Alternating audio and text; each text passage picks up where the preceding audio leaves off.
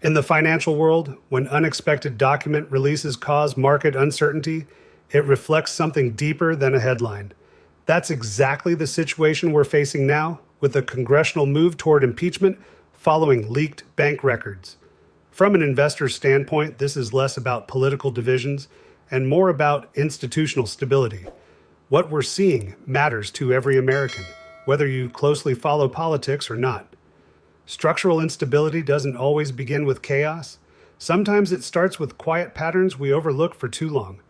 If you find this analysis useful, please take a moment to like the video and subscribe for more insights on how political developments influence our financial future. In my 94 years, I've witnessed numerous political crises and their effects on market confidence. Having seen how institutional uncertainty ripples through economic systems, I can tell you this. Markets react more strongly to unpredictability than to any specific political outcome. Markets show that systems need clear rules and consistent enforcement. I'm not here to alarm you about short-term fluctuations. Let me be direct. My concern is with the long-term implications for governance stability. The congressional announcement about impeachment proceedings based on newly leaked bank records marks a significant escalation in the political landscape. The House committee says the financial documents include previously undisclosed transactions they consider relevant to their investigation. But unlike earlier impeachment efforts, this one involves specific financial documentation that allegedly shows a pattern of troubling transactions. In governance, as in business, documentation alters the nature of allegations. In corporate terms, this would be similar to an audit committee discovering unusual financial patterns that lead to a broader investigation. It raises the situation from political rhetoric to an evidential inquiry. The stakes go beyond partisan issues and into questions of financial transparency and public service. What has happened over the last 72 hours is particularly revealing. The dialogue in Washington has shifted from broad accusations to detailed financial transactions. New documents show a series of international banking transfers that congressional investigators consider concerning. From a risk management perspective, the issue is the overlap of financial scrutiny with the political process. In business terms, it's like a company facing both an SEC investigation and shareholder litigation at the same time. You don't see that level of multi-system pressure unless deeper questions have surfaced. History offers perspective. Financial disclosures have played central roles in previous political crises, from Watergate's campaign finance issues to more recent disputes. But this situation adds a new dimension, because the banking records reportedly cover several years and jurisdictions. According to the committee's preliminary report, they've identified transaction patterns they say suggest troubling connections between various entities. An indicator of institutional strain is the unusual speed with which this information moved from disclosure to formal congressional action. When assessing systemic risk, we must consider how these revelations might affect governance, stability, in an already tense period. Legal experts and financial analysts have noted several incidents that triggered these concerns. The first came on March 15, 2025, when certain banking records were handed to congressional investigators. Regardless of political views, proper handling of sensitive financial information is well defined. It requires valid subpoenas, documented chain of custody, and privacy safeguards. None of that seems to have been fully followed here. The concern isn't only about who was targeted, but also about how the information was obtained and managed. Executive privacy breached through questionable procedures sets a troubling precedent. In both markets and governance, a bad precedent becomes an unseen cost until it's too late. What followed raised even more concern. Reports emerged that selective portions of these records were leaked to media outlets before formal congressional review was completed. In any system, political or financial, when investigative tools are used without adhering to established protocols, we stop assessing leadership and begin questioning process integrity. At 10:23 a.m. on April 7, 2025, major business leaders began issuing statements about financial privacy concerns. That isn't typical market behavior. That's institutional risk assessment unfolding in real time. Let me clarify what impeachment really means in this context, because it's important. Impeachment is a constitutional mechanism that lets Congress bring charges against federal officials for high crimes and misdemeanors. Think of it like a corporate board's authority to investigate executive misconduct. Not a conviction, but an investigative process with possible consequences. It was created for accountability when serious questions about official conduct arise, not for political gain. The impeachment process isn't always about removal. Sometimes it's about creating a formal record of concern. In corporate terms, this is similar to a board launching a special inquiry that may not end in termination, but does produce documentation of potential problems. The stakes aren't only immediate, they set precedent for how financial disclosures affect political processes, especially when $342 million in transactions were highlighted in these records. That's not just accounting data. In investment terms, it's a material amount that demands explanation and transparency. The committee chair's memo stated, "These transactions raise significant questions that demand answers." That's not political posturing, that's governance. Oversight in action. Congressional activity has accelerated sharply since these records surfaced. Cabinet-level officials have been asked to prepare testimony about their knowledge of the transactions, and public interest has intensified as details continue to emerge through various channels. The timeline for formal proceedings is compressing, as committees jockey for jurisdiction and institutional signals show our oversight systems activating their most serious tools. When Congress moves quickly from document receipt to impeachment consideration, it signals either extraordinary evidence or extraordinary political calculation, and markets must judge which is more likely. In corporate terms, it resembles the unexpected disclosure of off-balance sheet transactions.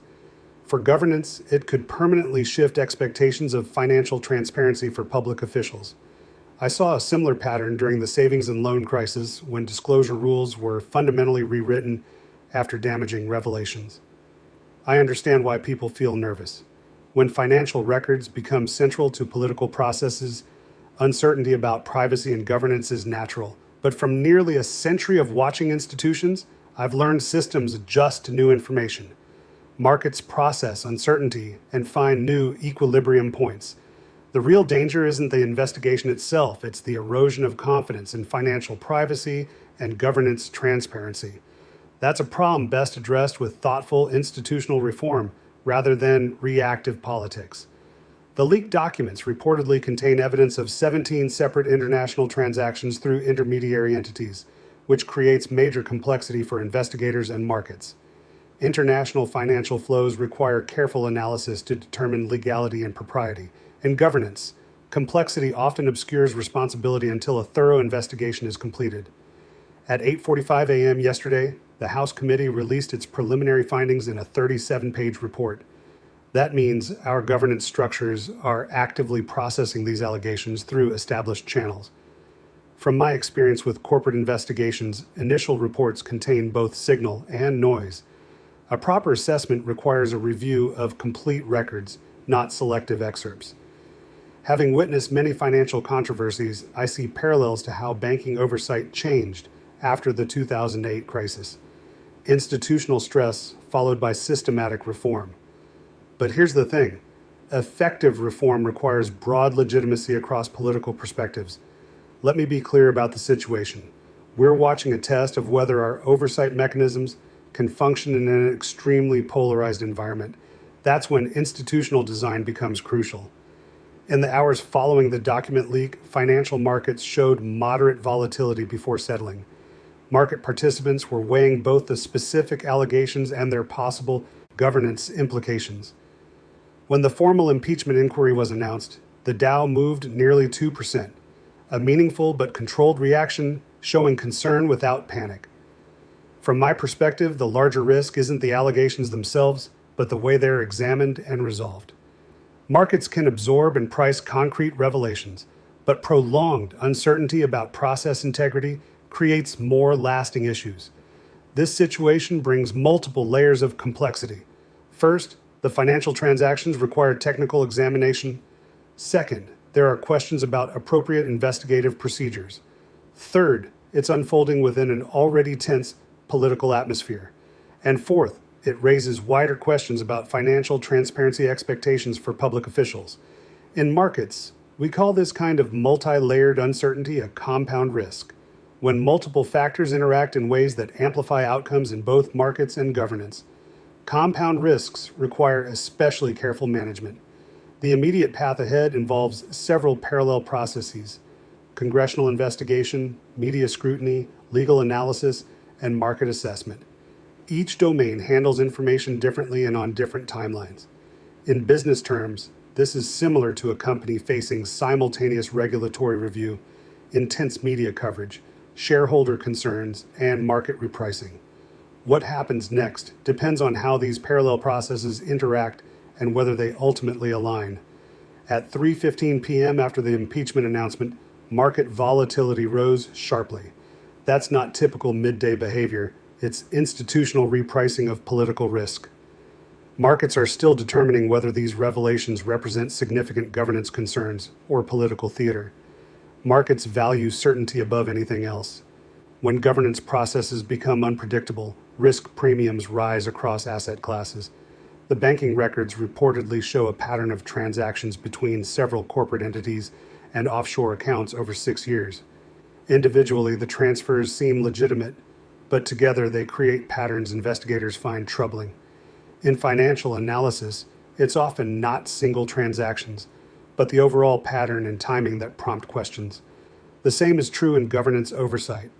Context matters as much as content. The $86 million that moved through intermediary entities forms the central financial issue in this investigation. In corporate terms, it's similar to tracing beneficial ownership through multiple legal structures, a complex but necessary process when concerns emerge.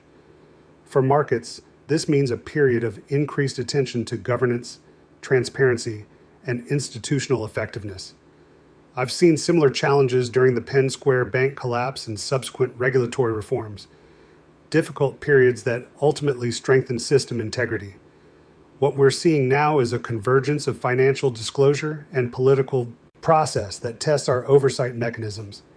This moment will influence not only immediate political dynamics, but long-term expectations for financial transparency in public office. We're not just watching this happen, we're stakeholders in its outcome. Whether investing, running businesses, or participating in civic life, we all rely on effective governance oversight. I've lived through many political controversies and market disruptions. I've seen institutions fail and succeed under pressure. This moment feels significant not for partisan reasons, but because it tests whether financial oversight tools can operate effectively in today's environment. What we're observing is not just a political narrative, it's a test of whether our oversight institutions can evaluate complex financial information and reach legitimate conclusions. Institutional credibility is the foundation of stable governance and stable markets. That's why these processes matter beyond their immediate political consequences. In any system, when oversight mechanisms lose public confidence, their effectiveness declines regardless of the authority they hold. And the effects of that decline eventually show up in both governance quality and economic performance. The banking records in question reportedly show transactions moving through entities in 3 different countries before reaching their final destinations. This structure creates serious investigative challenges for congressional committees. Cross-border financial flows can serve legitimate business purposes, but they can also obscure true beneficial ownership. In oversight work, distinguishing between complex but lawful arrangements and deliberate opacity requires both technical skill and persistent investigation. From my decades of analyzing governance systems, the most significant issue here isn't the specific allegations themselves, but whether our institutional processes can evaluate them effectively despite political polarization. Oversight only works when its conclusions carry broad legitimacy. The fact that these allegations will be examined through formal constitutional procedures and not simply through media narratives offers an opportunity for institutions to function even under strain. That's not optimism based on politics, it's recognition of the importance of process. The business parallel helps clarify this. When major corporations face serious allegations, the issue isn't eliminating all controversy. Complex organizations in competitive environments can't avoid it. What matters is having strong, credible procedures for investigating issues when they arise. Institutional health isn't defined by the absence of problems, but by the ability to address them effectively. Our constitutional system's capacity to process even highly charged financial allegations through established pathways will reveal either institutional resilience or dysfunction. What we're watching is a substantial test of our oversight mechanisms involving complicated financial matters. This moment challenges not only individual actors, but our institution's ability to handle serious claims in a credible manner. We are all affected by the outcome, regardless of political identity. Whether concerned with market stability, governance integrity, or the rule of law, the effectiveness of these processes shapes our shared future. I've lived through 94 years of American history, and I've seen institutions fail and succeed under pressure. But this moment feels especially consequential, not because the allegations are unprecedented, but because institutional cohesion is under uncommon strain.